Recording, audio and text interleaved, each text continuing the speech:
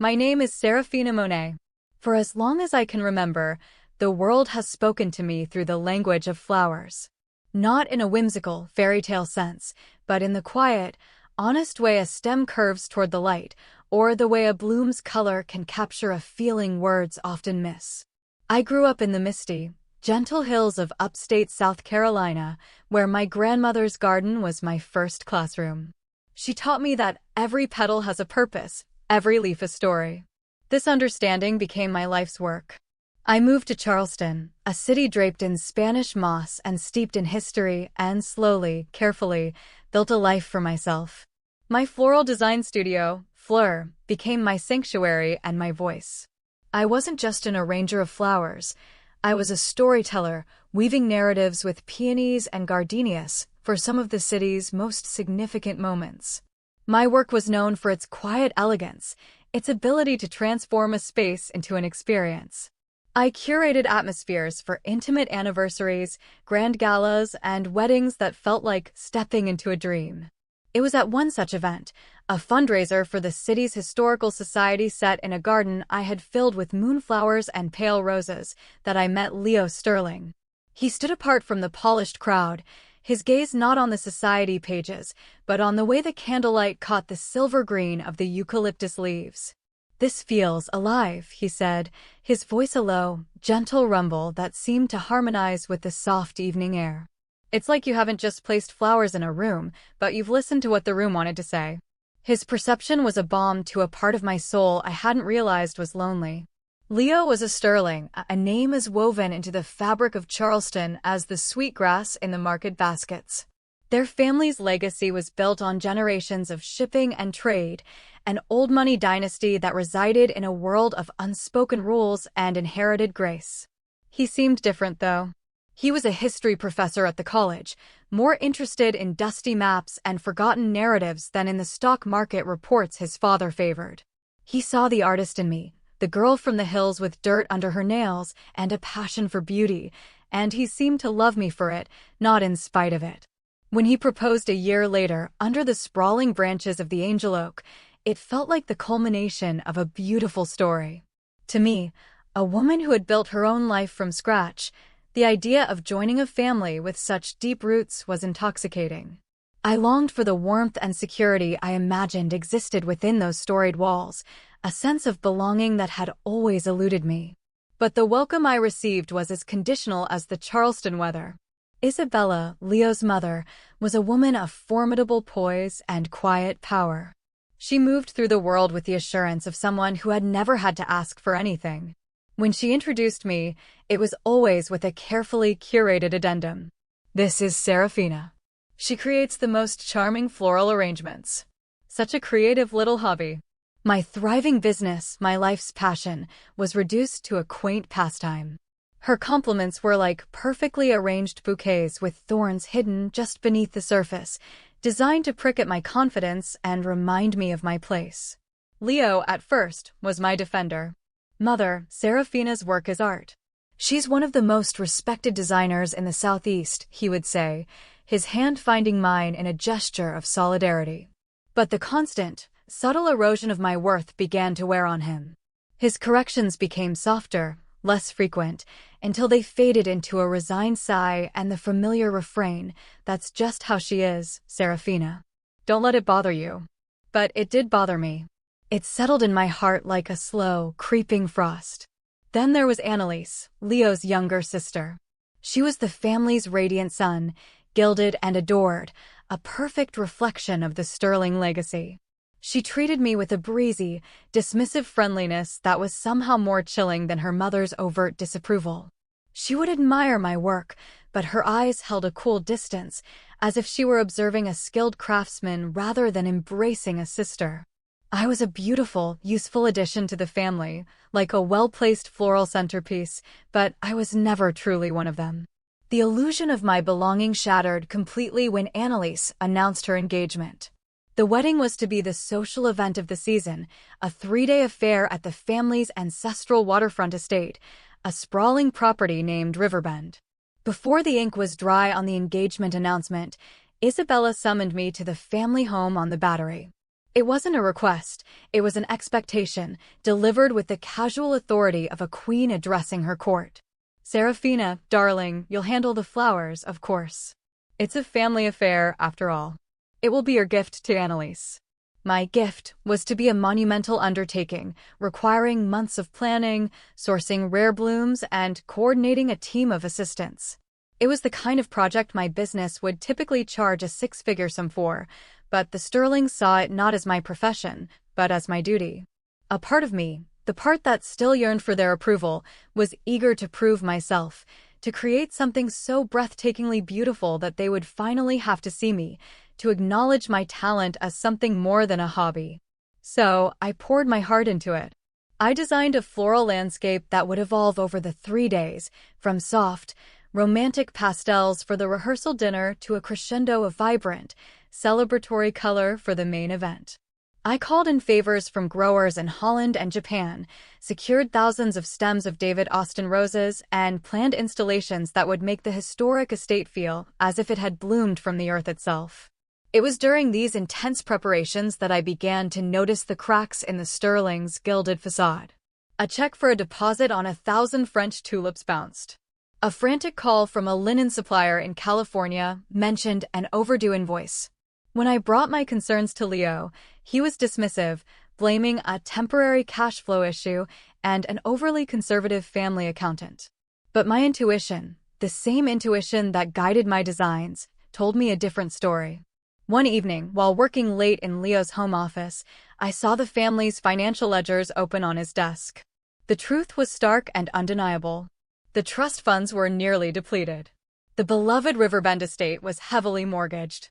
The Sterling shipping empire was a ship taking on water, sinking under the weight of bad investments and a lifestyle they could no longer afford. I continued with the planning, a knot of unease tightening in my stomach. To ensure the wedding's success and protect my own professional reputation, I began quietly covering the deposits and vendor payments from my own business accounts, documenting each transaction with meticulous care. I told myself I was protecting the family, protecting Leo. But a deeper, colder fear was beginning to take root. The final, devastating blow came on the morning we were set to leave for Riverbend. Leo was in the shower and his phone, left on the bedside table, lit up with a message. I had never violated his privacy, but a gut-wrenching premonition guided my hand. The name on the screen was one I recognized, Chloe, his colleague from the university, a woman I had always found a little too familiar in his presence. The message read, "Thinking of you. Can't wait for this weekend to be over so we can tell everyone." Is she still clueless? With trembling fingers, I opened the message thread. It was a tapestry of betrayal woven over months. Whispered plans for a future together. Chloe's excitement about her pregnancy 4 months along. They had been together for nearly a year. My entire marriage had been a lie.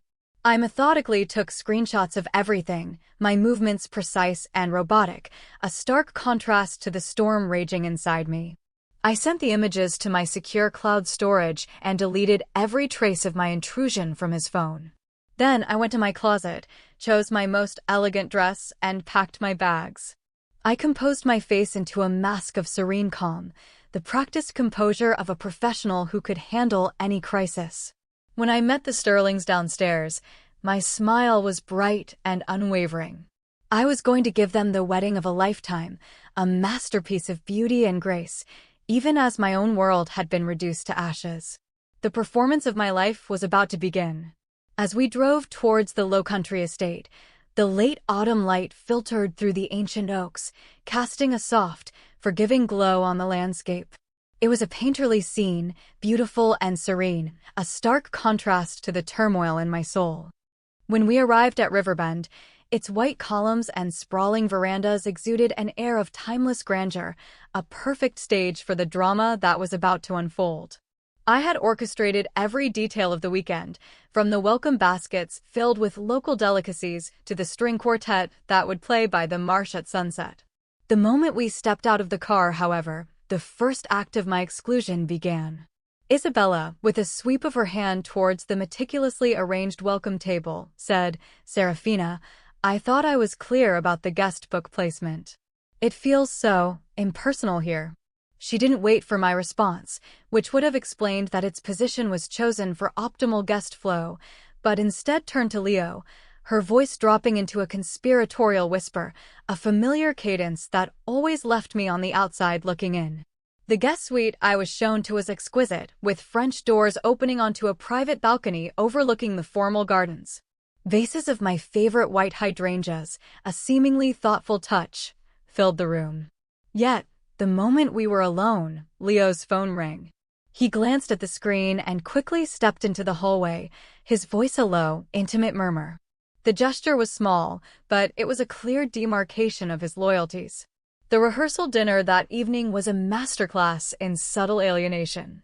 Just before we were seated, I noticed the place cards at the main family table had been rearranged. My seat was now at a smaller table with distant cousins and staff, ostensibly to allow me to keep an eye on things. At the head table, the Sterlings laughed and shared stories, anecdotes from family vacations to which I had never been invited. When I approached to discuss a detail about the next day's floral delivery, Annalise waved a dismissive hand. "Oh, Serafina, don't worry your pretty little head about that now. We're having a bridesmaids' luncheon tomorrow, just a silly little tradition. You'd be bored to tears. Why don't you use that time to do a final walkthrough? That's your real strength after all." This pattern of exclusion continued, a series of small, calculated cuts. Each morning, I would wake to find Leo already gone, a hastily scribbled note about an early morning walk with his father his only explanation. On the second morning, in his rush, he left his leather briefcase unlatched on the chaise lounge. I stared at it for a long moment, the temptation warring with the last vestiges of my hope. The hope lost. Inside, tucked into a folio of university papers, was what my heart already knew to be there. A thick envelope from the family's law firm. The documents were drafts, but their intent was clear: divorce proceedings, dated from over a month ago. The proposed division of assets was laughably one-sided, citing my emotional instability and inability to adapt to the family's culture. But the most damning discovery was a handwritten memo from Isabella to their lawyer. It detailed a strategy to provoke a public outburst from me at the wedding, to paint me as an unhinged, gold-digging outsider, thereby justifying the swift and merciless dissolution of the marriage while preserving the Sterlings' pristine public image. My hands trembled as I photographed every single page. It was all there, a meticulously crafted script for my own demise. Annalise's wedding was not just a celebration, it was my public execution, a stage set for my final, humiliating exit. A cold, clear fury replaced my grief. I was no longer a victim in their play, I was a director preparing for a new production. I slipped the documents back into the briefcase, my movements precise and silent. I spent the rest of the day with my professional mask firmly in place, overseeing the final preparations with an almost supernatural calm. I adjusted centerpieces, consulted with the catering manager, and soothed the bride's manufactured anxieties, all the while my mind was a whirlwind of calculations. The morning of the wedding, I rose before the sun, the sky a soft palette of pearl and rose. In the bridal suite, while pretending to check on the delivery of Annalise's bouquet, I overheard Isabella's voice from the adjoining sitting room, sharp and imperious. "There will be 4 family members seated at the head table, not 5, she said into her phone. "I don't care what the initial chart said. This is the final arrangement." A pause. "The daughter-in-law is not to be included. It's a matter of blood family. I'm sure she'll understand. No need to make a scene if she decides to leave quietly." My blood ran cold. This was it. The linchpin of their plan. A public, undeniable act of rejection, designed to break me. I closed my eyes for a moment, took a deep, steadying breath, and walked back to my room. I opened my laptop and began to set my own stage. If the Sterling family wanted a memorable wedding, I would ensure it was unforgettable. Just not in the way they had planned. I arrived at the Grand Marquis an hour before the guests, the low-country air thick with the scent of salt marsh and gardenias. The late afternoon sun cast long, golden shadows across the lawn. I moved through the space I had so carefully designed, my heels sinking softly into the grass. I straightened an engraved place card, fluffed a silk ribbon, and adjusted a spray of orchids, my professional pride a stubborn, unyielding force. "Is everything to your satisfaction, Mrs. Sterling?" asked the venue coordinator, a kind woman named Sophia whom I had worked with before. "It's perfect, Sophia," I replied, my voice even. "Absolutely perfect. It would be the last event I ever managed as a Sterling." Back in my suite, I changed into a simple, elegant sheath dress of deep emerald green, the color of new growth, of resilience. I looked at my reflection in the ornate, gilded mirror. The hurt was still there, a deep, resonant ache, but it was now overlaid with a steely resolve. They had not broken me. They had forged me. The family had agreed to gather in the main house's library for a toast before walking over to the ceremony. I arrived precisely on time, a study in calm composure. "Serafina, you look lovely," Isabella said, her smile as brittle as spun sugar. "We were just waiting for the photographer to capture a family portrait." During the short, sun-dappled walk to the marquee, they spoke of a private family meeting held that morning, a meeting to which I was, of course, not invited. They discussed it with a casual cruelty, their words floating in the air around me, designed to be heard but not acknowledged. As we reached the entrance, Leo placed a hand on the small of my back. The gesture, once a source of comfort, now felt like a prop, a piece of stagecraft for the benefit of the arriving guests. The doors swung open to reveal the breathtaking scene I had brought to life. Under a canopy of twinkling lights and cascading flowers, the reception space was a vision of enchantment. Isabella entered first, a queen taking her court, basking in the murmurs of admiration. One by one, the guests found their seats, their names written in elegant calligraphy on cards nestled in beds of moss. Then it was our turn to proceed to the head table, the place of honor, set on a slightly raised platform. I followed Leo, my heart a steady, rhythmic drum against my ribs. As I drew closer, I saw it. The perfect, chilling tableau. For place settings. For chairs. Leo's. Isabella's. Annalise's and her new husband's. There was no space for me. No chair, no card, no acknowledgement that I even existed. I stopped. The air around me seemed to crystallize. "Is something the matter, dear?"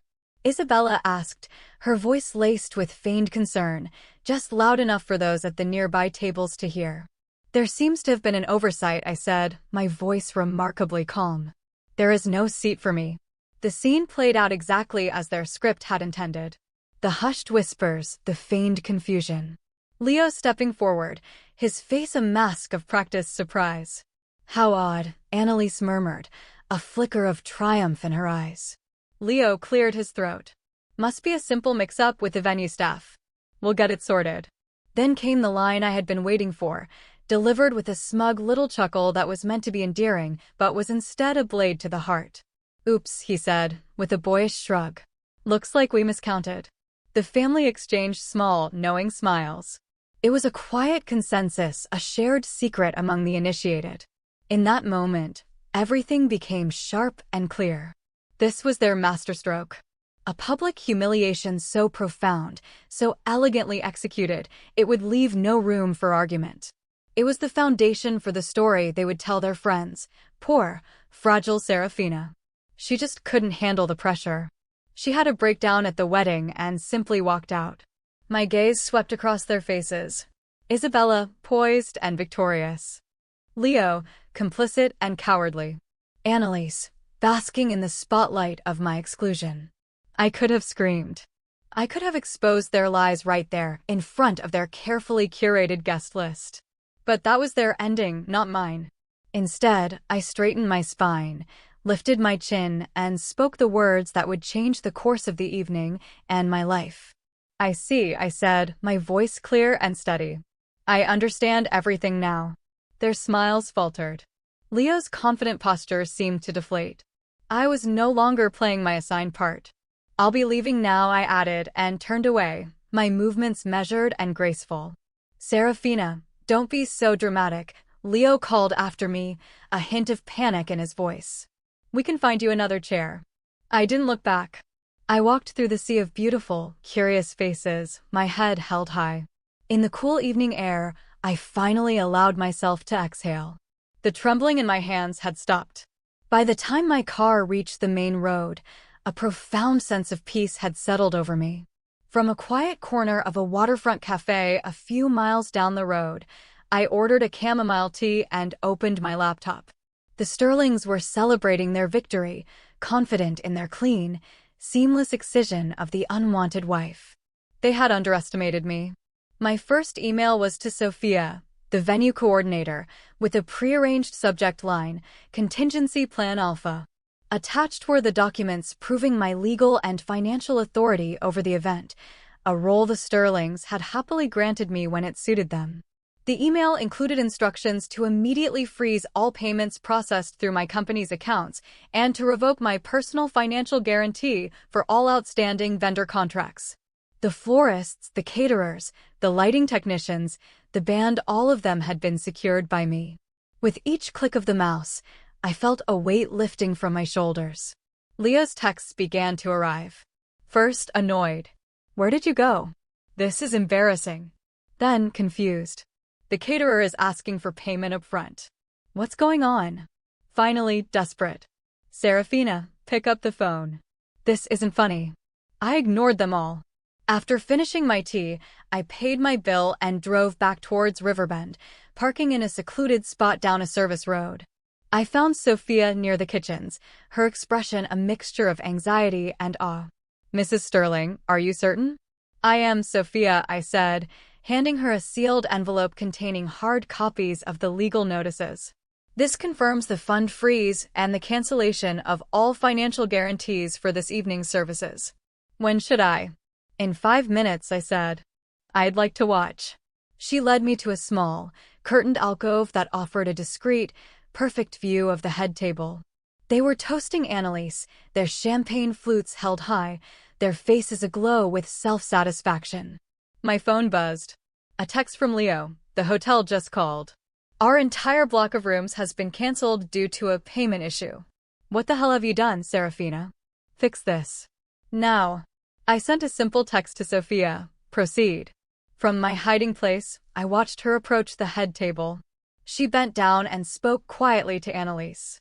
I saw the bride's expression shift from radiant joy to puzzled annoyance. She pulled a platinum credit card from her husband's wallet and handed it to Sophia, who shook her head regretfully and showed her something on a tablet. By now, a ripple of awareness was spreading through the room. The music had faltered. Isabella set down her fork, her legendary composure beginning to fracture. Leo was staring at his phone, his face pale, undoubtedly reading my final message to him. "All wedding funds are frozen. All vendor contracts voided. By the way, congratulations on Chloe's pregnancy. I'm sure the university's ethics committee will be very interested. Enjoy the cake." The scene descended into a beautiful, silent chaos. Leo shot to his feet, his face a mottled red. Isabella's hand flew to her pearls, a reflexive gesture of a woman losing her grip. Annalise was whispering furiously to her new husband, who looked utterly bewildered. But Leo remained frozen, the only one who understood the true scope of the disaster. He knew it wasn't just about the money. It was about the exposure, the ruin. His phone buzzed in his hand. He was calling me. I let it ring. He finally pushed back his chair and strode toward the exit, his face a mask of fury and desperation. I stepped out of the alcove to meet him in the hallway. "What have you done?" he hissed, grabbing my arm. I pulled away calmly. "I simply called in my debts," I replied, my voice even. "Something your family should be familiar with.